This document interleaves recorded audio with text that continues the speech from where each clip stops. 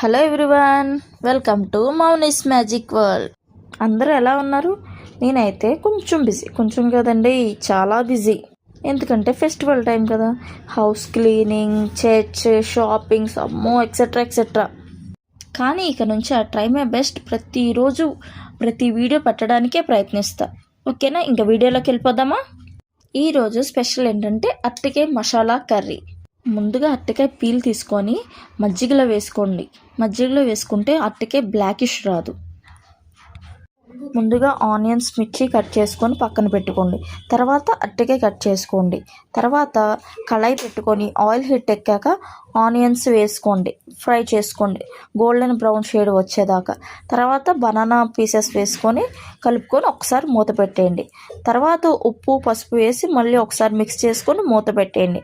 తర్వాత ఒక 2 tomatoes cut చేసుకొని వేసి మూత పెట్టేయండి. అది కలిపాక అప్పుడు కొంచెం అల్లం వెల్లుల్లి పేస్ట్, ధనియాలు, చెక్క, లవంగే వేసిన ముద్ద మసాలా నేను ఇంట్లో రెగ్యులర్గా ఉంచుకుంటాను. ఆ మసాలానే వేసాను. ఆ మసాలా వేస్తే అసలు చికెన్ ఫ్లేవరే వస్తుంది.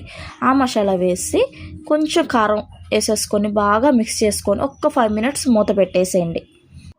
తర్వాత మొత్తం దగ్గరికి అయిపోద్ది కర్రీ. ఓపెన్ చేసి చూస్తే అప్పుడు కొంచెం ఒక గ్లాస్ వాటర్ పోసుకొని మొత్తం ఒకసారి మిక్స్ చేసుకొని మూత పెట్టేసి సిమ్లో పెట్టేసేయండి కర్రీని. ఒక 5 మినిట్స్లో కర్రీ అయిపోద్ది.